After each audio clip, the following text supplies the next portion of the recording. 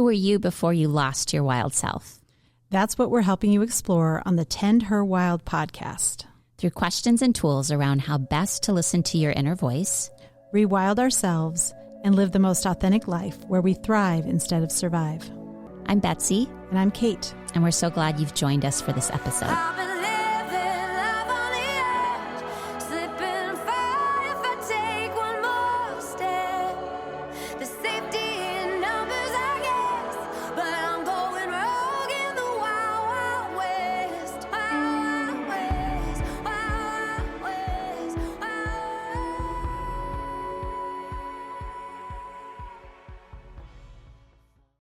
Hello, Tend Her Wild podcast listeners, and welcome to season 3, episode 2. We are in the theme for this season of hope. Mm-hmm. Hi, Kate. Hi, Betsy. And we realize that as we understand hope a little bit deeper, hope is truly about action. Mm-hmm. It's about not idly sitting by hoping things will change, but it is stepping up and even if they're baby steps, moving towards a goal or a desired outcome. And so we felt like it was really important at the outset of continuing to explore hope in this season to understand specifically for women, what are some of the patterns or barriers that get in the way of us speaking up, stepping up, finding kind of hope in our own lives or in our own futures and in our own autonomy. Exactly. So we're going to talk about 3 different feminine wounds that seem to be extremely universally common. In fact, we just asked our producer about these 3 wounds, and she was like, yep, check. Yep, check. So all of these wounds may apply to you. Some of these wounds may apply to you. I'm guessing at least one of these wounds will apply to you. And we have spoken about, I think, one of them in a prior podcast. We did a while back, the sister one. But here we're going to give you 3 to contemplate. Mm-hmm. Yeah, and we talked about this in the vein of feeling like the feminine, there is a real swirling happening and a real sense of the feminine rising. We've talked about that for a while. And while things feel different right now than they maybe did 6 months ago, that energy is there. It just feels a little more under the surface, but I feel this swell of it. Yes. And so because this feminine energy is rising in the culture, in us, in many different forms, what are some of the ways that might shut it down? So we should probably get to what our 3 wounds are. The 3 wounds we want to talk about today are the sister wound, which we've talked about on this show before, the witch wound, and that may be new, the mother wound. Yeah. So let's maybe start with the sister wound. Yeah. I think this is the one that probably resonates with multiple generations and probably that we hear about most often, but it's this idea that a sister wound causes women to view other women as their enemies and prevents them from forming close connections. So it really comes down to believing women aren't trustworthy, there's too much drama, other women aren't safe to be around. And the patterns that show up are jealousy, competition with other women, feeling like if someone's doing something, then you can't possibly also do that. And so there's this competitive jealousy that takes place. And Gossip is one of the tools of the sister wound. I'm just going to really say horrible things about this person that I'm jealous of or I don't trust for some reason. And I'm going to spread that all over. Yeah. And it takes me back to that idea of the crabs in a bucket and how we tend to, when one sister looks like they're rising, pulling each other down. Yes. That's kind of our natural state, that there's not enough. There's a scarcity. And so I think we can walk through the world not trusting women, and that allows the patriarchy to continue to control all of us in a way that Mm-hmm. keeps us from really fully shining our own lights, because we're more worried about one another, what everyone else is doing, the jealousy and comparison, and we don't fully step into our own Yeah. power. Yeah, and as we talked about these three wounds prior to starting our recording, we kind of came to the conclusion that they really all stem out of patriarchy. And just a definition of patriarchy, it's when the masculine is put above the feminine. It's the idea that the masculine is better. It Mm-hmm. should have more power. It should take precedence. And it's extremely disabling to not only people in female bodies, but to people in male bodies and people in trans bodies as well. So the patriarchy looks like it's benefiting men Mm-hmm. because of their potentially one-upsmanship over the feminine. But it's also harming them because they're not allowed to feel, they're not allowed to emote, they're not allowed to be vulnerable. Right.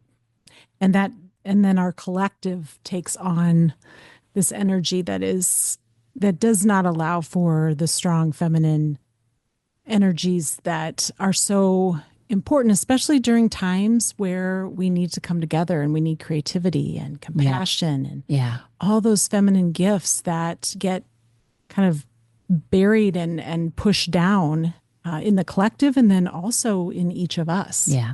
individually. So, And I think it's important to note here that I'm guessing everyone listening to this has experienced the sister wound. You've had a woman be mean to you or say something horrible to you or talk behind your back or start a rumor about you. This is not uncommon behavior that all of us have experienced. And we also have to step up and absolutely take responsibility for the fact that we have also wounded other women. This isn't just a one way, oh, I've been the victim. No, this has gone both ways. absolutely. And it's because of this system that we've all been conditioned in.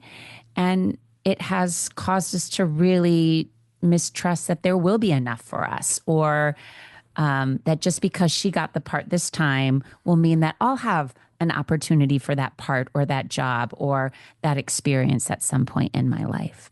Right. It's very divisive. It keeps It's us very very divisive. I divided. just talked to a friend last week that actually lives in Mexico. I don't see her very often.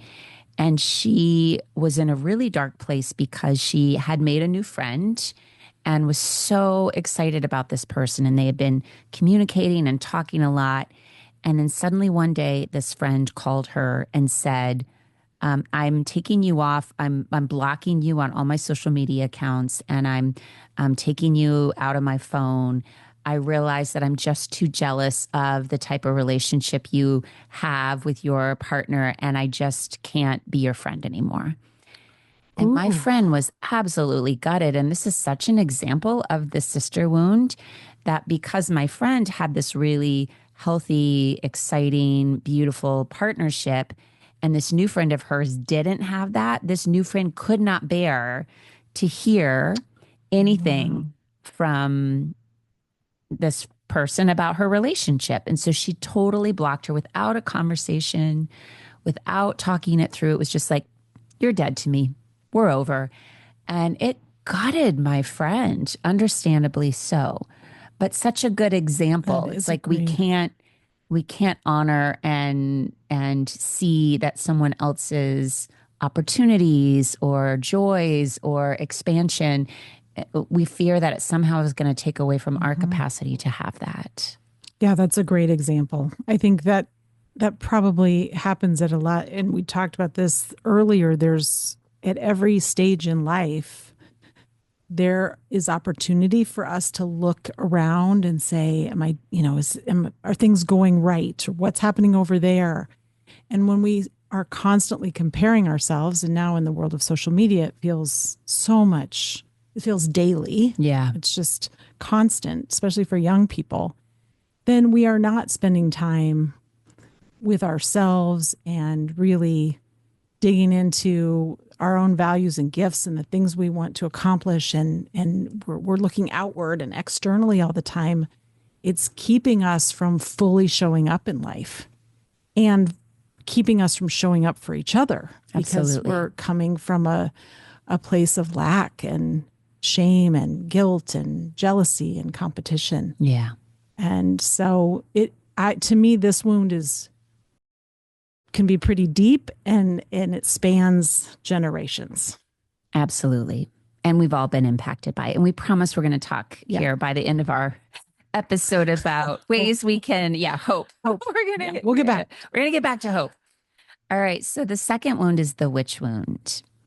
And the witch wound is essentially this deep sort of ancestral fear that many people carry around their intuition, their inner knowing, their healing capacities, what we might term in today's language, the witchy things, right? Mm-hmm. Like I just sensed this, or I felt this, or I know this, or and so you might feel like I've had so many healer friends over the years describe, I'm scared to put out there on my website that I'm doing energy work or I'm doing hypnosis.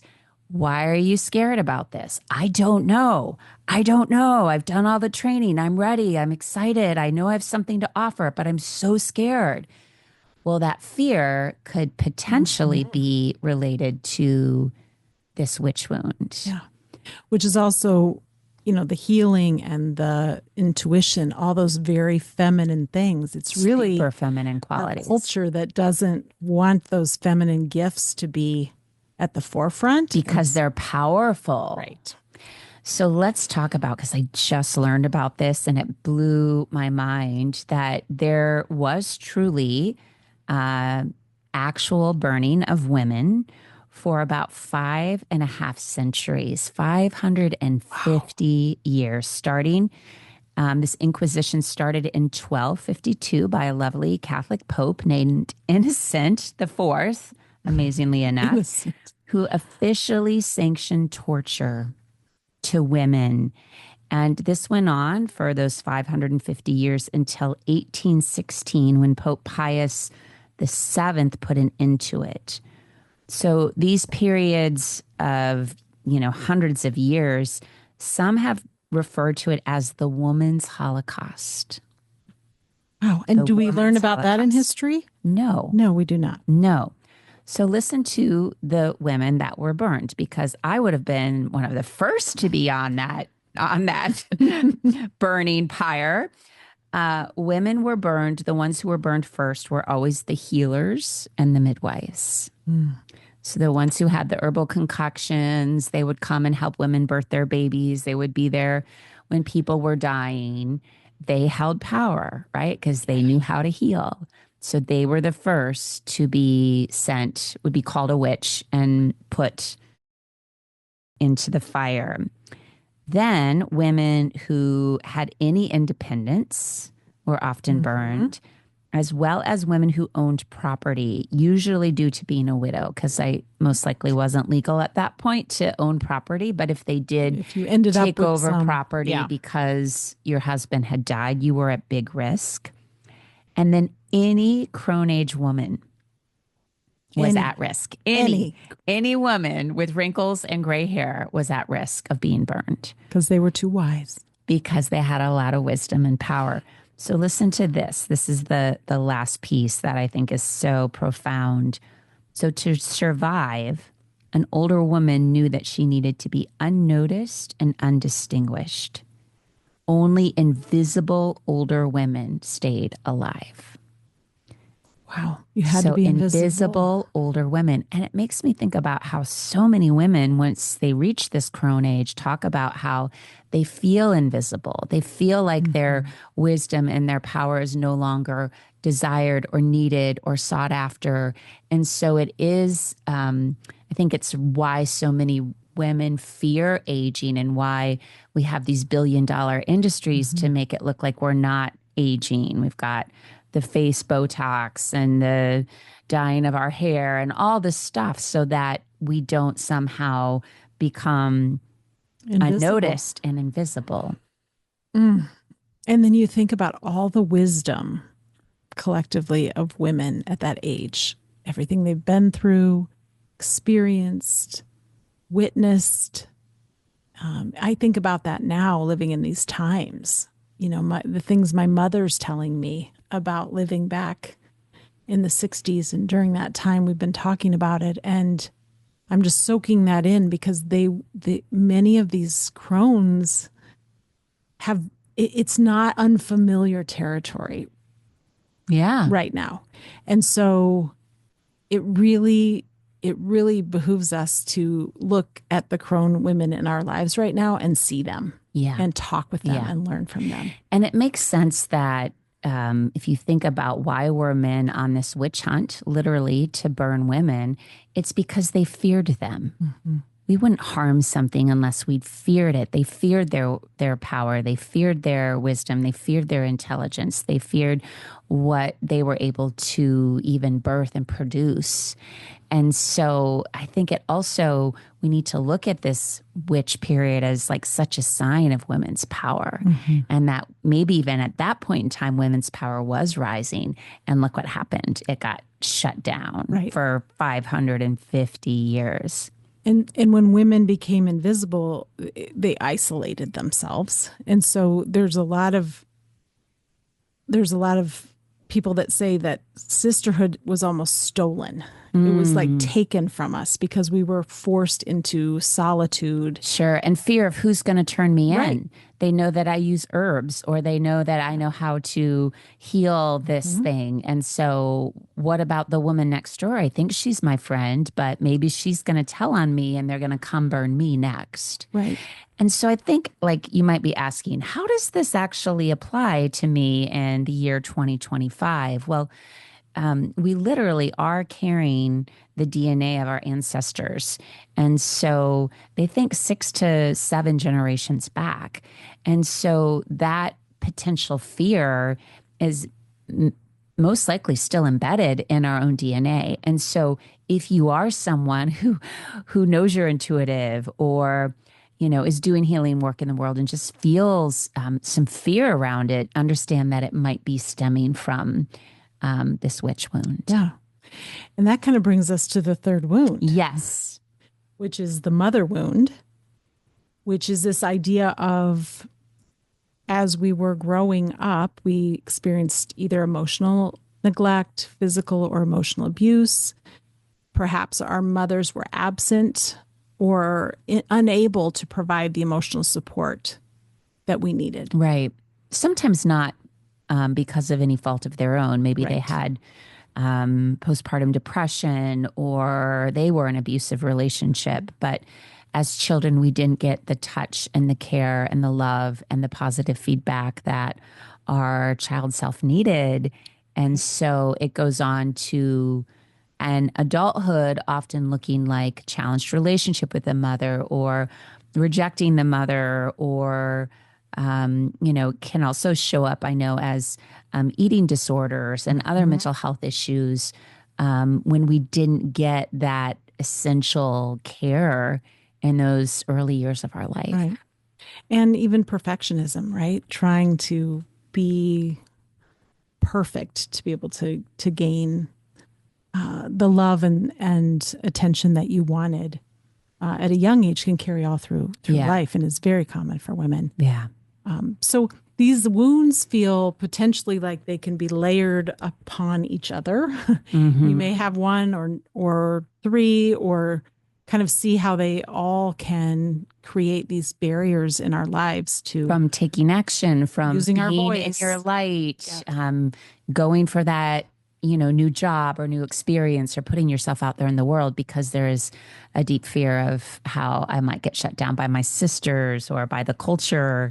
Right. And so we just hold back and we play it small. And I've been studying with a couple teachers recently who the message is extremely similar. And the message is, there's no more time to play small. Mm-hmm. There's no more time to hold back. There's no more time to play it safe. We all have to step up into our greatness, into our power, into our light, and be of service.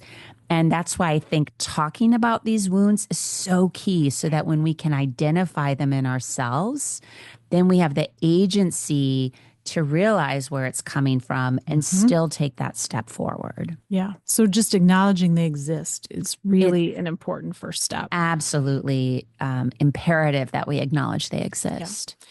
You're not making it up in your head if you're like, I felt that. What is that about? And owning the times where we have wounded others. Yes. That is part of acknowledgement, right? Yes. And reparations, right? Owning when we've potentially wounded. Yeah. Yeah. Today's episode is brought to you by Dr. Yoga Mama, which is all the many offerings I have blending psychological science with the ancient wisdom of yoga and mindfulness. Join me for a yoga class, a meditation weekend, an online course, Wisdom Wednesday, which is the first Wednesday of every month, or maybe even an international retreat like Greece in the fall of 2025. By providing spaces and experiences for people to look inward, it is my great honor to watch people become the change they wish to see in the world. This podcast is being sponsored by Kate Moreland Coaching. As a transformational coach and an advocate for authenticity and well-being, I work to support individuals and organizations navigating challenging times. Whether you are an individual, a leader, or an organization, your creative power lies in your authenticity. Doing the work to understand your strengths and acknowledge the patterns and rocks that are in your way is the path to well-being. Whether it's your career or your relationship with yourself or others, transformational change begins within. To learn more, reach out to me at katemorelandcoaching.com. So we, ironically, in the last week, which is why we picked this topic, have both had experiences where we've been in circles of women. Yes. And have seen some of this in without divulging confidences, just seeing that this is a we saw it in play and action. Yeah, absolutely. Yeah. So you want to share your Yeah. So I just did a 5-day training / retreat. I was a student, not a teacher, which was lovely. And there were 25 women literally from all over the world: Germany, Russia, England, the US, Canada. And we were gathering, doing really energetic, kind of archetypal embodiment work. But I could feel that first day, especially, you walk into a room of women that you don't know, and just the anxiety, the fear, the chit chat, the barriers that literally are kind of, we all erect because you're not sure, can I trust this? What am I doing here? Is this safe? Am I going to be okay? And then by day 5, seeing those barriers really gone and women really loving each other, talking about what a profound, life-changing experience this was. But that it did take time, and women admitting, I don't trust women. I struggle with women.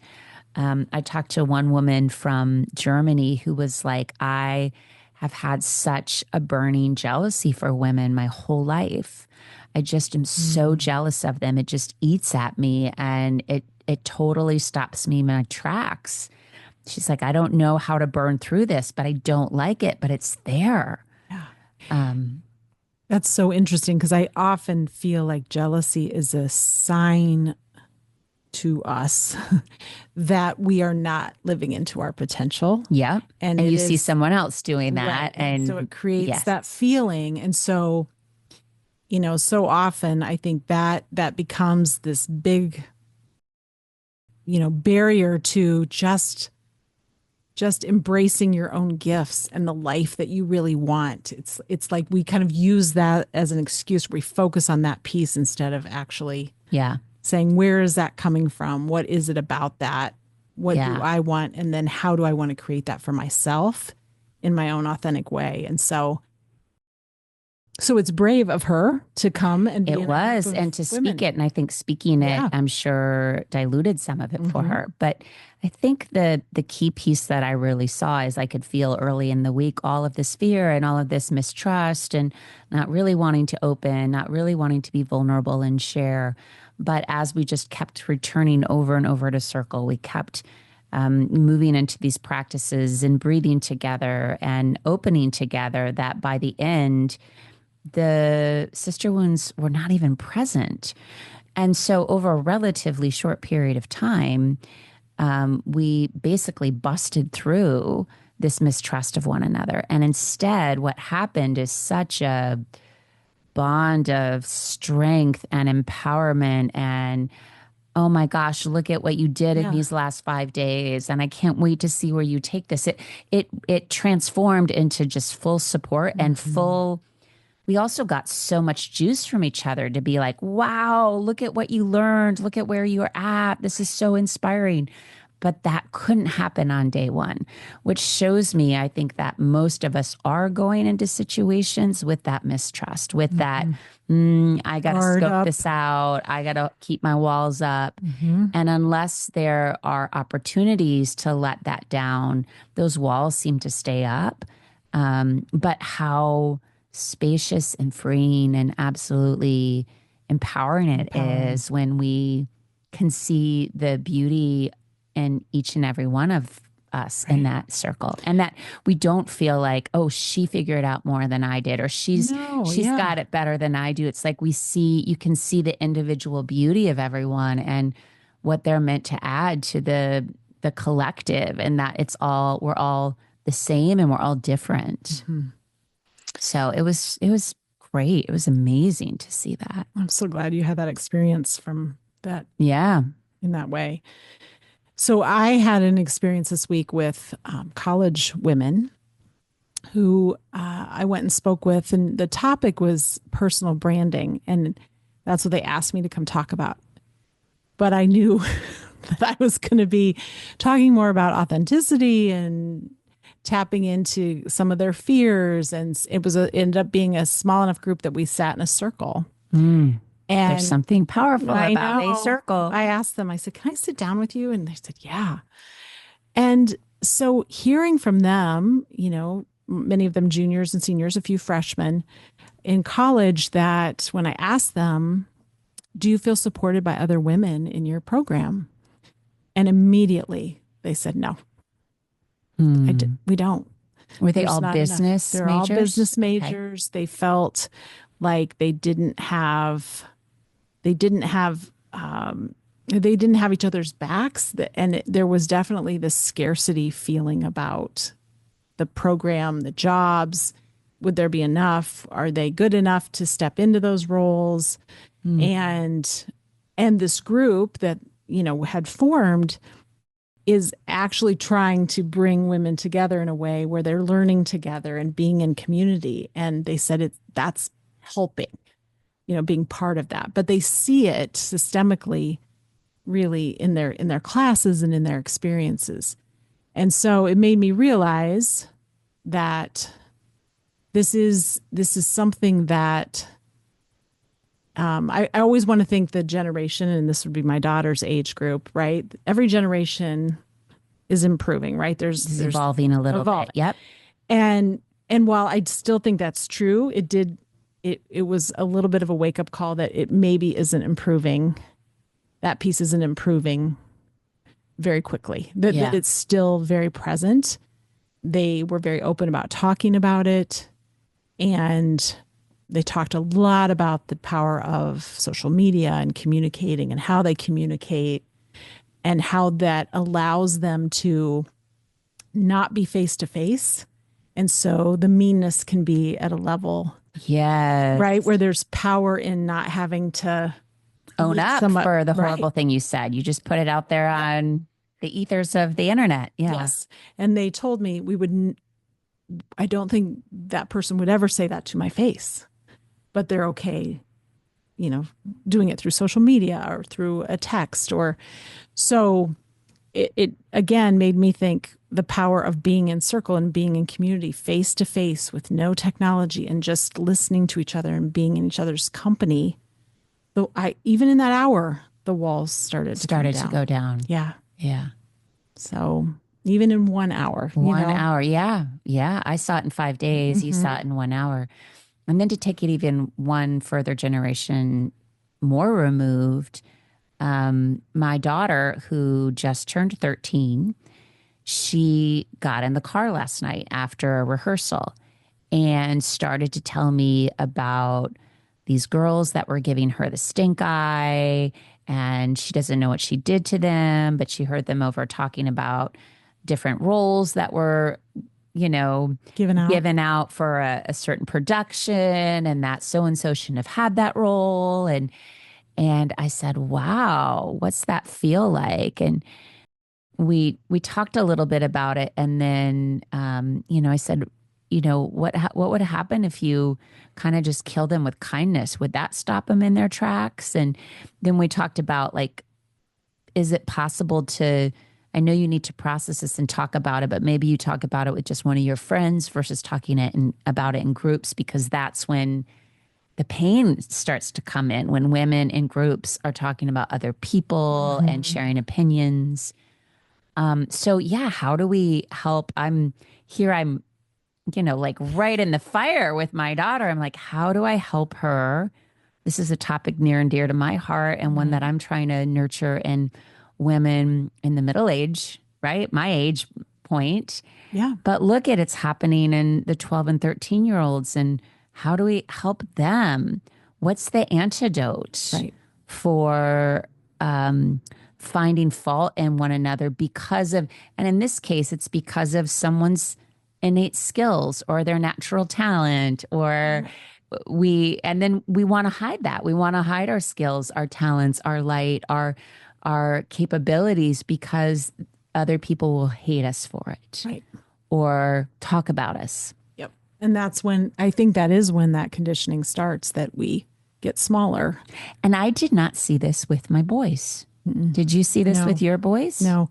I've thought about this a lot. There's something that happens in middle school with girls where the competition rises and the scarcity and the fear of not being enough Also rises. And I don't know if it's because boys are on a different developmental track. They're a couple of years behind. Yeah. Or 20. But it doesn't happen in the same way. Yeah. They don't have that innate, their competitiveness comes out in athletics or in Achievement and they aren't they're constantly not comparing. talking about it with each other. And that's what you and I said. Yeah. Women are verbal. We are verbal. We're verbal processors. So we talk about it with other people, which then other people Gossip. hear, and then the gossip starts. And then, did you hear what so-and-so said about you?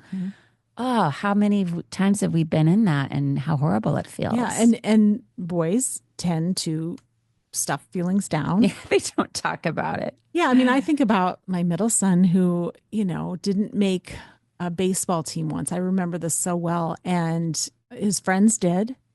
And he stayed friends with all of those guys all through and is still friends. He never took it out on He them never did. that they made it. He never did. Whereas what I'm describing is girls taking it out on other girls for achieving something that these girls wanted. Right. Yeah. Right. So there's got to be something there kind of with absolutely. So when we talk about antidotes, okay, yes. So we've got the sister wound, we have the witch wound, we have the mother wound. And what are some of the antidotes to moving through these wounds? We've already talked about, really, first and foremost, we have to acknowledge they exist. That's hopefully what we're doing today. Maybe some of you are feeling seen and heard, just knowing like, oh yeah, I totally relate to that. What do you think is also another antidote to this? I think part of acknowledgement then is part of doing your own work. Yeah. And recognizing the barriers that we innately kind of set up for ourselves to our own success, how we are getting in our own way. Yeah. And so I think acknowledging it is step one, but then also working with that and saying, okay, where is that showing up in my life? How is that keeping me from really stepping into my power, using my voice, being in my full light? Because I think that is inherently those barriers and those things that get in our way, we become very used to them. And we get close and then we pull back. Yeah. And we see a way forward, but then we're not sure. We don't have the confidence. And so I think this is all part of your work of stepping into and getting out of your comfort zone is one of the steps I Oh, would man. suggest. Agreed. Yeah. Agreed. And so that may mean another antidote, I think, is circling with women, being in community with women. And at this 5-day training that I was at, there was a woman there who had 4 sons, and she and her husband ran a construction company. So she was around men all the time. She needed some Oh, but feminine energy. she said after day 1, she was like, "Oh my God, get me out of here. Where are the men? I miss She the was men." uncomfortable. She was super uncomfortable with being surrounded by so much feminine. But by the end, she was like, "I cannot believe how much I needed this and how profound this was for me," because it was helping her sort of bust through all of these barriers that she's erected with women. She just made choices to be around the men because they were easier, because she had all this sister wound and mother wound and witch wound. So I think that, to speak to your, we have to get out of our comfort zones. If you know you have these wounds, it's almost like you need to put yourself in the situation that then will help you face it, see it, work through it. So if you have deep fear of women, you need to get in a women's circle. If you have deep fear of being the witch wound, you need to put your work out there and own yourself as the energy healer you are, the sound healer you are. Yeah. And then I think the mother wound, that's again the deep inner work and working through the nurturing that you didn't get. And then how can I get it now? Yeah. There's a great article that we'll share in our show notes. It's great. That healing the sister wound allows you to reclaim your magic. And I think that is so profound. That's why it's so important to do it. To get your magic, your light, your power. And we need all the magic we can get right now, friends. Yes. We need you. We need you in the circle here. We need you playing it big, putting your light and your talents out there. Yeah. Well, we want to tell you that we have a potential opportunity for you to be in circle and for you to be in the midst of other women, even if doing this makes you hugely uncomfortable. And if it does make you hugely uncomfortable, it's probably the sign that we need to push through that comfort zone and go for it. So Kate and I are extremely excited and feel very blessed to be a part of Tend Her 4.0, which is an online training. It is an in-person event. Our podcast literally came out of this. There was grant funding that we were able to get 4 years ago, and this will be our 4th iteration. We've done a different theme every year, and this year our theme is hope. And we're super excited to get all of this gorgeous content out there, exercises, a meditation challenge, and an opportunity to circle with other women. So registration will open for this on Wednesday, March 12th, and the actual online portion begins March 31.